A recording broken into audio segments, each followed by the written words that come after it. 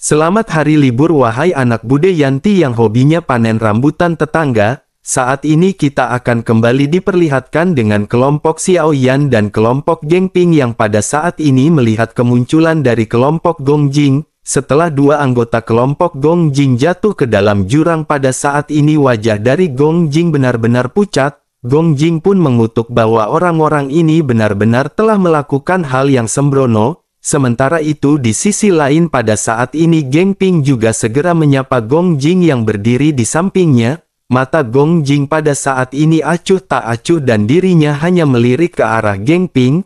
Gongjing kembali menoleh ke arah kelompoknya dan pada saat ini benar-benar mengabaikan Gengping. Sangat jelas bahwa pada saat ini Gongjing benar-benar sangat tidak tertarik pada Gengping yang memiliki kecenderungan terhadap Xiaoyan. Oleh karena itu pada saat ini sikap dari Gongjing terhadap Gengping benar-benar telah berubah total. Gengping pada saat ini tidak menanggapi apa yang baru saja ditampilkan oleh Gongjing. Gengping hanya tersenyum sebelum akhirnya sosoknya kembali menatap ke arah jurang. Gengping pada saat ini memikirkan bagaimana caranya bagi mereka untuk bisa menyeberangi jurang ini.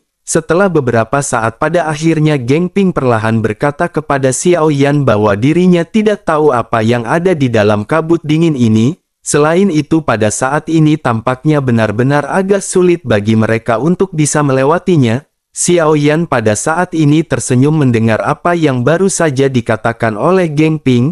Setelah itu Xiaoyan segera menoleh ke arah Xia Zhenghui dan berkata agar saudara Gengping jangan khawatir. Mari mereka melihat apakah yang akan ditemukan oleh Xia Zhenghui di dalam kabut dingin ini. Mendengar apa yang baru saja dikatakan oleh Xiaoyan pada saat ini kekuatan spiritual keadaan suci dari Xia Zhenghui seketika menyebar. Setelah beberapa saat pada akhirnya Xia Zhenghui segera berkata bahwa pada saat ini tidak banyak monster yang ada di sini. Hanya ada dua monster tetapi kekuatan dari dua monster ini mungkin telah mencapai level Dosian bintang 5. Jika mereka ingin melintasi tempat tersebut maka mereka benar-benar harus menghadapi kedua monster tersebut. Mendengar apa yang baru saja disebutkan oleh Xia Zhenghui pada saat ini Xiaoyan pada akhirnya merenung sejenak. Xiaoyan berpikir bahwa pada saat ini tampaknya mereka benar-benar harus berusaha berjuang bersama-sama. Xiaoyan pada akhirnya segera menatap ke arah kelompok Gongjing dan segera berkata kepada Gongjing. Xiaoyan menjelaskan bahwa mereka semua telah sampai di tempat ini dan bagaimana jika mereka melakukan kerjasama. Xiaoyan pun segera menjelaskan situasi yang pada saat ini mereka alami kepada Gongjing.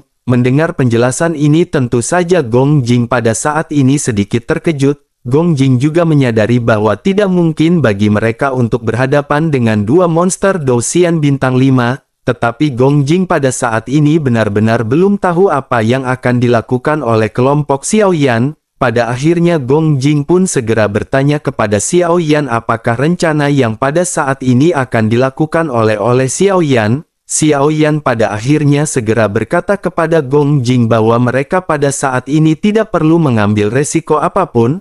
Mereka hanya perlu memimpin monster lain ke arah mereka dan Xiaoyan akan segera menangani monster ini. Singkatnya pada saat ini mereka akan membagi monster menjadi dua dan berhadapan dengan monster tersebut dari belakang.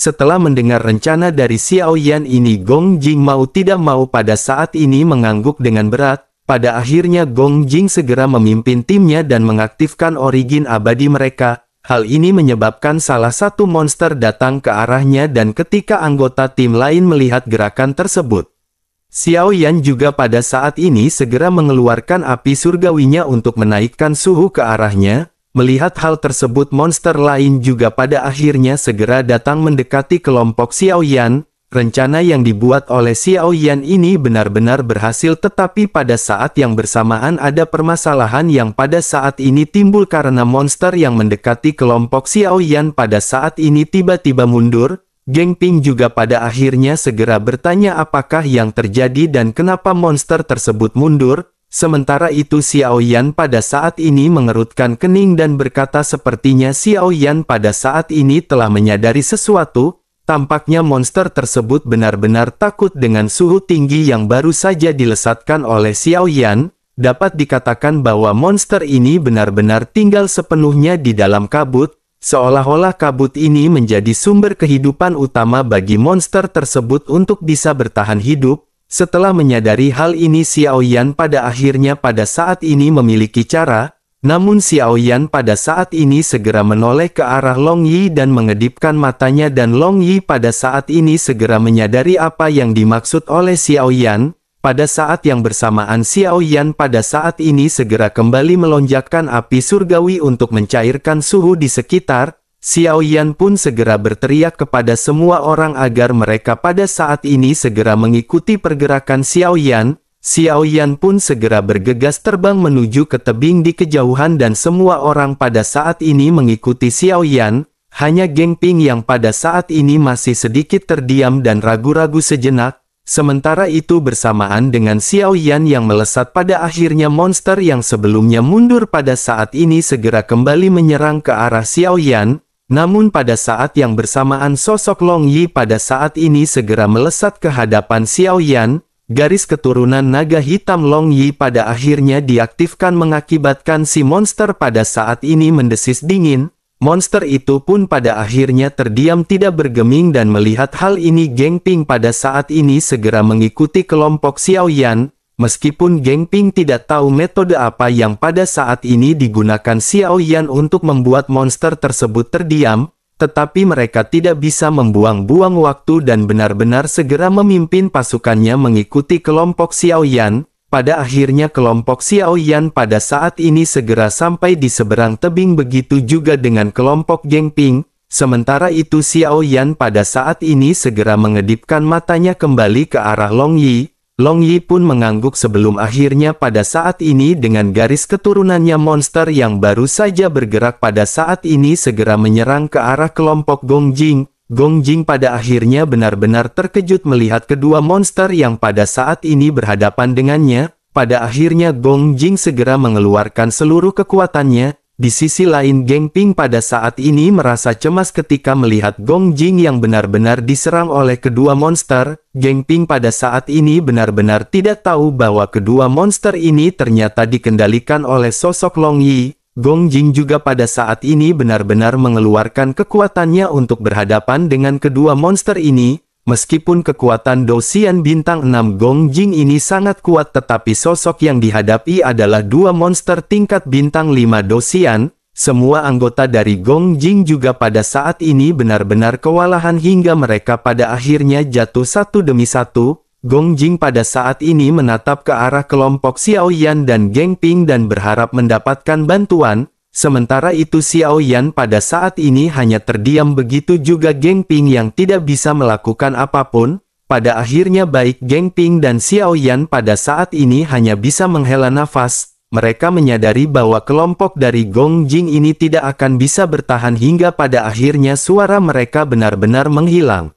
Geng Ping berpikir bahwa Gong Jing benar-benar tidak akan memiliki kesempatan untuk bertahan hidup. Pada akhirnya semua orang hanya bisa menghela nafas dan memutuskan untuk segera masuk ke dalam gerbang. Begitu semua orang masuk ke dalam gerbang pada saat ini mata semua orang benar-benar terkejut. Pemandangan yang berada di hadapan mereka pada saat ini benar-benar sangat indah. Tidak jauh dari sana semua orang melihat adanya gerbang dan memiliki perasaan yang akrab dengan gerbang tersebut. Xiao Zhan juga pada saat ini segera berkata kepada Xiao Yan bahwa dirinya benar-benar familiar dengan hal ini. Bukankah pola ini benar-benar sangat mirip dengan gunung hitam yang sebelumnya didapatkan oleh Xiao Zhan? Xiao Yan juga mengerutkan kening dan menyadari bahwa hal yang dikatakan oleh Xiao Zhan ini memang benar. Pada akhirnya Xiao Zhan segera mengeluarkan gunung dewa hitamnya dan segera membesarkan ukurannya seukuran manusia. Baik Xiao Yan dan Xiao Zhan pada saat ini benar-benar terkejut karena melihat ada kemiripan pola yang sama. Ding Yue juga pada saat ini segera melangkah maju dan dengan mata yang berkaca-kaca pada saat ini langsung membuka mulutnya. Ding Yue segera berkata bahwa teknologi Styx ini sama dengan gunung hitam dari Dewa Gunung Hitam. Mendengar hal tersebut Xiao Yan pada akhirnya segera bertanya apakah ini juga adalah peninggalan dari Dewa Gunung Hitam. Menanggapi hal tersebut Ding Yue pada saat ini merenung sejenak. Setelah beberapa saat dengan cahaya terang di matanya Ding Yue segera mulai menjelaskan sesuatu kepada Xiao Yan. Ding Yue berkata bahwa kota Tianzi adalah salah satu tempat kelahiran teknologi Styx pada zaman dahulu kala. Pada saat itu kota Tianzi memiliki reputasi yang hebat dan banyak orang kuat yang datang ke kota Tianzi hanya ingin untuk mendapatkan senjata terbuat dari teknologi Styx. Dewa Gunung Hitam yang terkenal pada saat itu telah dilemparkan ke tempat ini dan sarana teknologi ini bahkan pada saat ini benar-benar menjadi teknologi yang terbaik. Semua orang pada saat ini tercengang mendengar apa yang baru saja dijelaskan oleh Ding Yue. Sementara itu Ding Yue pada saat ini berjalan perlahan ke pintu hitam dan pada saat ini ujung jarinya menyentuh pintu yang dingin. Dengan sedikit kekuatan Ding Yue dengan mudah membuka pintu hitam dan pada saat ini ada celah kecil. Ding Yue pada saat ini sedikit mundur karena terkejut dan tidak percaya bahwa pintu ini dapat dibuka dengan sangat mudah. Xiao Yan juga pada saat ini mengerutkan kening sebelum akhirnya memutuskan untuk segera membuka pintu. Bersamaan dengan hal tersebut pada saat ini ada semburan udara dingin dari dalam. Xiao Yan memerintahkan semua orang untuk waspada dan pada saat ini semua orang bisa melihat cahaya redup yang bersumber dari kedalaman pintu. Mata semua orang pada saat ini tercengang melihat banyaknya siluet di hadapan mereka. Semua orang seketika menyadari bahwa ini sepertinya adalah sebuah kota, tetapi kota ini benar-benar telah membeku dalam waktu singkat karena orang-orang di dalamnya pada saat ini terlihat sedang beraktivitas. Semua orang pada saat ini menyadari bahwa ini benar-benar kota yang makmur tetapi mereka semua pada saat ini sepertinya sudah mati. Ada orang di mana-mana tetapi tidak ada jejak kehidupan. Semua orang di kota ini benar-benar telah mati karena membeku. Melihat pemandangan ini pada akhirnya mata semua orang yang berjalan perlahan segera menuju ke dalam kota. Mereka benar-benar tidak dapat menebak mengapa kota yang makmur seperti ini bisa mengalami bencana yang seperti itu. Semua orang masih terus berjalan ke depan dan pada saat ini tiba-tiba terdengar suara langkah kaki yang berat di hadapan mereka. Xiao Yan pun memerintahkan semua orang untuk berhenti dan semua orang segera menahan nafas. Suara aneh pada saat ini tiba-tiba muncul di ruang yang semua gelap. Hal ini langsung mengejutkan semua orang dan Xiao Yan pada saat ini segera berjalan dengan hati-hati. Xiao Yan berusaha melihat apa yang pada saat ini berada di hadapannya. Setelah semua orang sedikit berjalan perlahan pada saat ini setelah jauh lebih dalam tidak ada lagi mayat yang membeku di hadapan semua orang. Apa yang pada saat ini menyambut Xiao Yan dan yang lainnya adalah pemandangan yang agak aneh. Xiao Yan pertama kali melihat monster dan daging serta darah di tubuh monster itu sudah lama membusuk. Tetapi pada saat ini matanya memancarkan cahaya biru samar dan bahkan dapat melihat bahwa di antara tulang dan daging yang membusuk terdapat jantung bercahaya biru. Yang lebih sulit dipercaya di mata semua orang pada saat ini adalah bahwa jantung tersebut berdetak perlahan, meskipun tubuh monster-monster ini sudah membusuk tetapi dilihat dari mata mereka yang pada saat ini bergerak, tampaknya monster-monster ini benar-benar terlihat sedang berpikir. Bersamaan dengan hal tersebut pada saat ini Ding Yue juga segera berkata bahwa ini adalah monster Styx kuno. Mendengar hal tersebut Xiao Yan pun segera bertanya apakah itu sama dengan binatang ajaib yang Ding Yue ciptakan. Di tengah-tengah keterkejutannya Ding Yue pada saat ini segera berkata kepada Xiao Yan meskipun prinsipnya serupa tetapi yang menjadi perbedaan terkuat pada saat ini adalah monster yang dibangkitkan oleh teknologi Styx kuno ini dapat mempertahankan setengah dari kecerdasan monsternya. Dapat dikatakan bahwa kecerdasan ini benar-benar jauh lebih kuat jika dibandingkan dengan monster yang dibuat oleh Ding Yue. Dapat dikatakan bahwa teknologi semacam ini benar-benar sudah lama telah menghilang. Selain itu dikatakan bahwa hanya diperlukan satu jantung Styx untuk menghidupkan kembali monster seperti ini. Sejauh yang Ding Yue tahu pada saat ini mereka memiliki dua jantung yang satu untuk mempertahankan kehidupannya sementara yang lainnya sangat tersembunyi. Mendengar hal tersebut Xiao Yan pada saat ini segera mengerutkan kening dan memikirkan tentang bagaimana cara menghadapi monster Styx kuno ini. Namun tepat ketika Xiao Yan berpikir dan semuanya benar-benar hening tiba-tiba suara kentut yang keras segera terdengar. Sosok Xiao Zhan seketika berkata meminta maaf karena dirinya benar-benar tidak bisa menahannya. Dirinya benar-benar terlalu banyak makanan ringan yang dibuat oleh Qian Ning. Mendengar apa yang baru saja dikatakan oleh Xiao Zhan, semua orang pada saat ini hanya bisa menggelengkan kepalanya tanpa bisa memarahi Xiao Zhan. Bersamaan dengan hal tersebut pada saat ini tampaknya suara bunyi kentut Xiao Zhan ini menarik perhatian dari monster Styx kuno. Monster yang tergeletak di tanah tiba-tiba menoleh berdiri dan dengan kecepatan yang sangat cepat berjalan menuju ke arah kelompok Xiao Yan.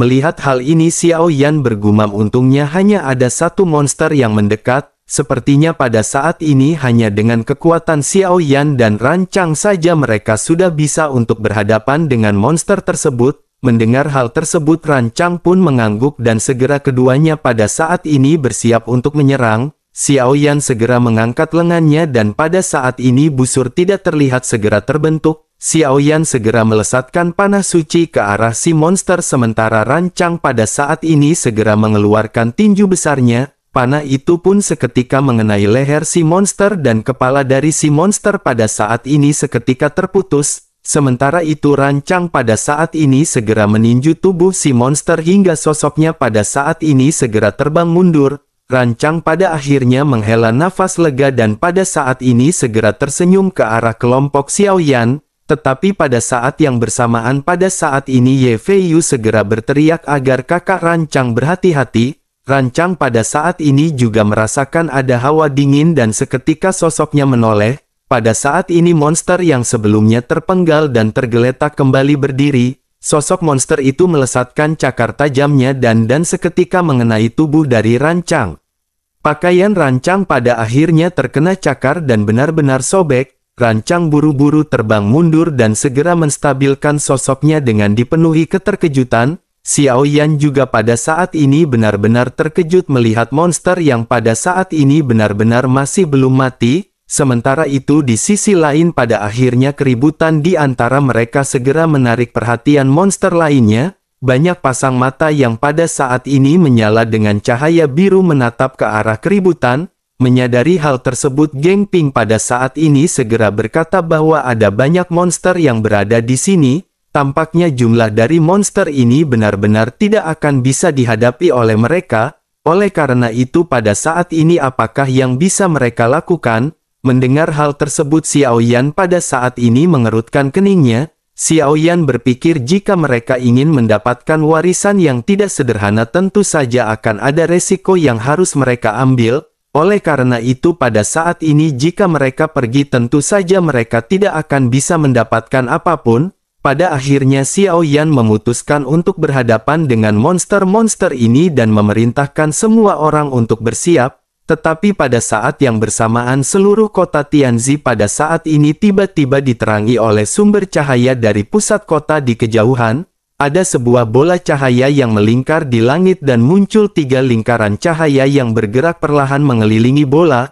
Monster-monster yang berada di sekitar juga pada saat ini segera tertarik ke arah bola cahaya. Semua monster ini segera berdiri dengan tegak dan bergerak menuju ke arah cahaya bola di kota di kejauhan. Semua orang pada saat ini tampak bingung dan bertanya-tanya apa yang sedang terjadi. Mata semua orang terfokus pada bola cahaya dan mereka semua segera saling memandang. Pada saat ini semua orang berpikir bahwa cahaya ini tidak muncul secara alami melainkan buatan dari manusia. Sepertinya seseorang telah mengaktifkan mekanisme yang terdapat di kota Tianzi ini.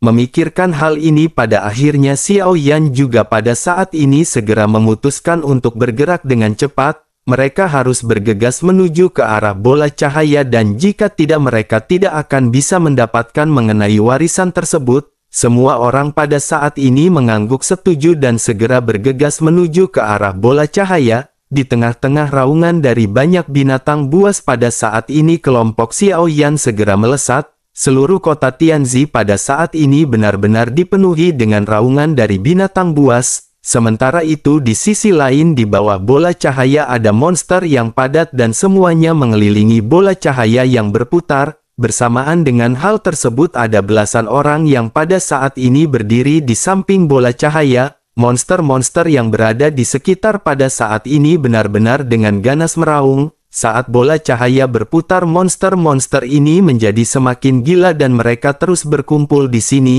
Belasan sosok yang pada saat ini berada di samping bola cahaya juga benar-benar terkejut. Di udara pada saat ini seorang anggota dari kelompok tersebut mengutuk bahwa mereka tidak bisa terus berlangsung seperti ini. Mengapa ada begitu banyak binatang ajaib di sini dan hal ini benar-benar sungguh sangat sial. Salah seorang lainnya pada saat ini segera berkata sepertinya mereka pada saat ini harus mundur untuk sementara waktu. Jika tidak dan jika mereka terseret oleh monster-monster sialan ini mereka benar-benar akan segera mati. Mendengar hal tersebut pemimpin dari tim ini yang merupakan seorang wanita alisnya seketika berkerut. Dirinya pada saat ini berpikir sepertinya dirinya benar-benar tidak akan bisa mendapatkan harta karun yang berada tepat di hadapan matanya. Pada akhirnya setelah beberapa saat sosok pemimpin wanita ini pun memerintahkan kelompoknya untuk bergegas pergi. Namun sebelum mereka semua bergerak untuk pergi pada saat ini segera terjadi suara benturan keras. Sepasang mata biru tua pada saat ini perlahan terbuka dan aura dari sosok tersebut benar-benar sangat kuat. Sosok yang baru saja terbangun pada saat ini perlahan-lahan berdiri. Kakinya diikat dengan tali besi setebal ember tetapi dua tali besi itu benar-benar telah dihancurkan. Kelompok yang baru saja berniat untuk pergi juga benar-benar terkejut. Seketika semua orang pada saat ini melihat bayangan hitam yang menyeret rantai besi di bawah kakinya. Semua orang seketika gemetar ketika melihat sosok yang baru saja muncul. Mereka bertanya-tanya apakah sosok yang baru saja bangkit dari kubur ini. Salah seorang di antara mereka yang merupakan seorang Dosian bintang 5 pada saat ini segera mengeluarkan kekuatan dan tekanan di dalam tubuhnya. Bersamaan dengan hal tersebut dirinya segera berbicara kepada pemimpin wanita yang ternyata adalah Sui Juer. Sosok tersebut berkata kepada Sui Juer bahwa sepertinya harta di sini berada di luar kendali mereka. Pada saat ini mereka benar-benar harus mundur karena dirinya bisa merasakan kekuatan dari makhluk tersebut benar-benar sangat kuat. Mendengar hal tersebut Sui Juer pada saat ini hanya bisa terdiam dan menatap ke arah bayangan hitam yang baru saja muncul. Sui Juer pada akhirnya segera bergumam konon kota Tianzi ini dulunya adalah kota yang kaya. Namun karena orang kuat yang menguasai teknologi Styx melanggar peraturan, dirinya ingin menyempurnakan dewa perang yang mirip dengan monster boneka, dirinya berniat untuk menjadikannya sebagai boneka pelindung. Sui Juer benar-benar tidak pernah menyangka kalau dewa pertarung ini benar-benar akan hidup. Selain itu dikatakan bahwa boneka tersebut telah berubah menjadi binatang buas yang membunuh tanpa alasan. Boneka tersebut memiliki sosok seperti bayangan hitam dan sosoknya disebut dengan Fallen Angel. Sepertinya bayangan hitam yang baru saja mereka lihat pasti adalah Fallen Angel yang legendaris. Mendengar hal tersebut pada saat ini semua orang di kelompok dari Sui Juer benar-benar seketika gemetar. Sementara itu Sui Juer pada saat ini segera memerintahkan semua orang untuk segera mundur. Pada akhirnya lebih dari belasan sosok ini segera melesat dengan kecepatan penuh untuk segera pergi. Mereka semua mundur dengan kecepatan yang sangat cepat tetapi pada saat ini kecepatan dari bayangan hitam benar-benar sangat cepat ketika dirinya bergerak. Satu persatu anggota dari kelompok Sui Juer pada saat ini benar-benar telah dibantai dalam sekejap mata. Kelompok dari Sui Juer ini memiliki kekuatan paling rendah di antara Dosian bintang 3. Tetapi mereka benar-benar dengan mudah dipukul hingga hancur oleh bayangan hitam tersebut. Pada akhirnya di tengah-tengah pelarian ini semua orang memutuskan untuk bersiap dan melawan. Setelah menyadari bahwa mereka tidak bisa melarikan diri maka mereka dengan paksa harus melawan. Pertempuran di antara kedua belah pihak pada akhirnya segera terjadi dan pada saat ini kelompok dari Sui Juer benar-benar dihabisi. Hanya tersisa beberapa orang kuat yang pada saat ini berada di sisi Sui Juer. Ekspresi di wajah Sui Juer juga pada saat ini berubah melihat apa yang pada saat ini ada di hadapannya. Pertempuran di antara kelompok Sui Juer ini masih terus berlanjut. Orang-orang kuat di sekitar Sui Juer pada akhirnya dipukul mundur dan menyisakan Sui Juer yang memiliki kekuatan yang lemah.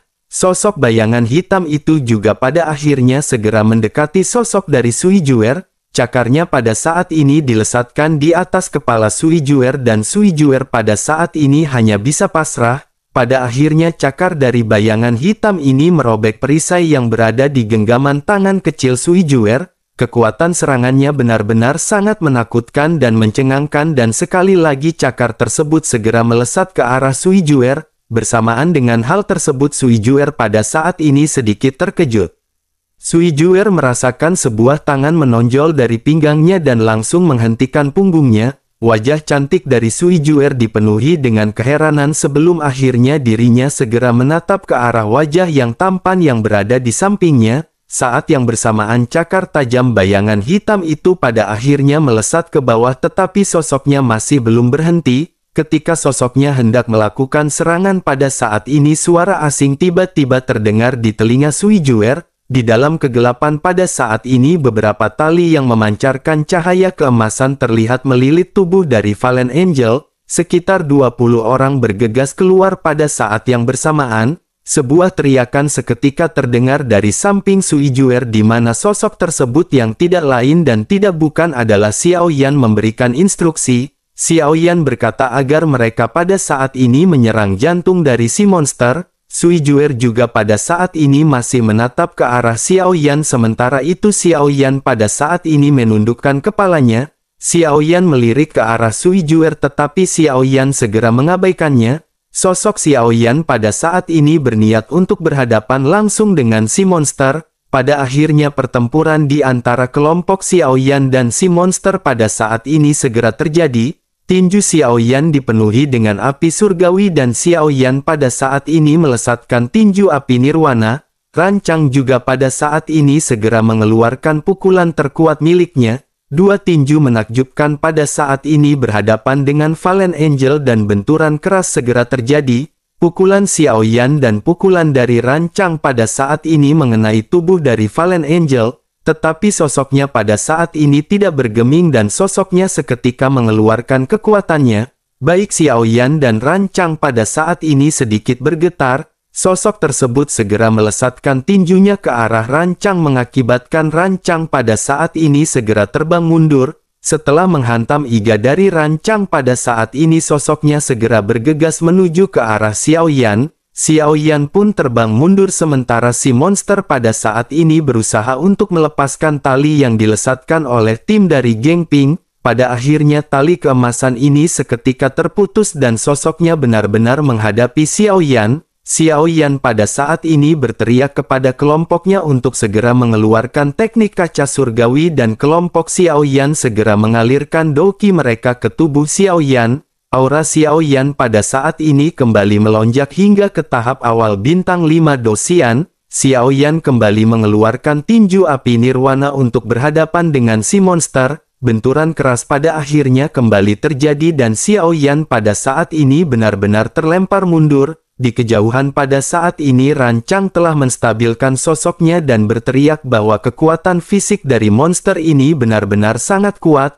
Kekuatan fisik ini benar-benar sangat mustahil untuk dimiliki oleh seorang dosian. Tampaknya kekuatan fisik dari monster ini benar-benar setara dengan dewa perang. Xiao Yan juga pada saat ini menganggukkan kepalanya dan berteriak kepada Rancang bahwa sepertinya agak sulit untuk menghadapi monster ini. Xiao Yan pada saat ini merasakan lengannya sakit karena syok akibat benturan bersama dengan si monster. Kelompok Xiao Yan pada saat ini menyadari bahwa mereka benar-benar tidak memiliki peluang untuk bisa menang. Sementara itu di sisi lain pada saat ini Geng Ping segera berkata perlahan kepada Xiao Yan agar saudara Xiao Yan memberi Geng Ping waktu. Geng Ping sedang membentuk formasi dan dirinya pada saat ini akan berusaha untuk menjebaknya.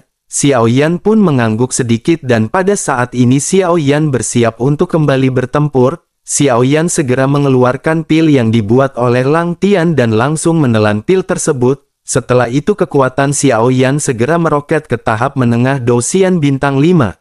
Pada saat yang bersamaan sosok Xiao Yan sedikit bergetar dan sosok yang sama muncul di samping Xiao Yan. Xiao Yan pada saat ini menggunakan keterampilan bertarung yang Xiao Yan dapatkan sebelumnya, tetapi teknik tersebut benar-benar menghabiskan banyak energi dan jika Xiao Yan tidak mengandalkan pil yang dibentuk oleh Lang Tian, maka konsekuensi dari melakukan keterampilan bertarung ini benar-benar akan segera menguras kekuatan Xiao Yan. Tetapi setelah meminum pil ini sumber origin abadi di tubuh Xiao Yan benar-benar tidak habis, terlebih lagi Xiao Yan meminum beberapa pil origin abadi untuk memulihkan diri sejenak. Xiao Yan pada akhirnya menatap ke arah Rancang dan berkata agar saudara Rancang segera menunjukkan kartu truf miliknya, jika tidak maka mereka benar-benar tidak akan bisa menghentikan monster tersebut. Rancang pun seketika mengangguk dan sesaat kemudian tinjunya berubah menjadi berwarna hitam pekat, puncak dosian bintang 5-nya seketika meledak dan kekuatan yang menakutkan segera menyebar. Sementara itu Xiao Yan dan klonnya pada saat ini sama-sama memegang 200 teratai api surgawi. Hal ini agak di luar batas dari Xiao Yan tetapi dengan penggunaan dari pil sebelumnya, tentu saja setelah kekuatan Xiao Yan naik ke bintang 5 dosian Xiao Yan memiliki kualifikasi tersebut. Teknik klone ekstrim bayangan yang baru saja ditunjukkan oleh Xiao Yan juga pada saat ini benar-benar membuat Rancang yang berada di samping tercengang. Jika dirinya tidak melihat Xiao Yan melakukannya, Rancang benar-benar tidak akan bisa membedakan yang mana tubuh asli dan tubuh palsu dari Xiao Yan. Pada akhirnya setelah Rancang dan Xiao Yan siap keduanya segera bergegas, Xiao Yan bersama dengan klonnya pada saat ini melesat dengan kecepatan tercepat. Rancang juga pada saat ini segera melesatkan tinju terkuatnya untuk berhadapan dengan si monster. 3 tinju yang dahsyat pada akhirnya segera diledakkan ke arah si monster. Sementara itu sosok hitam ini perlahan mengangkat tangannya dan tanpa rasa takut segera mengerahkan tinjunya ke arah Rancang dan Xiao Yan. Benturan pada akhirnya kembali terjadi dengan kedua kekuatan ganas yang saling membombardir di udara. Namun tidak lama setelah itu ledakan kuat kembali terjadi dan pada saat ini serangan Xiao Yan dan Rancang benar-benar dihancurkan.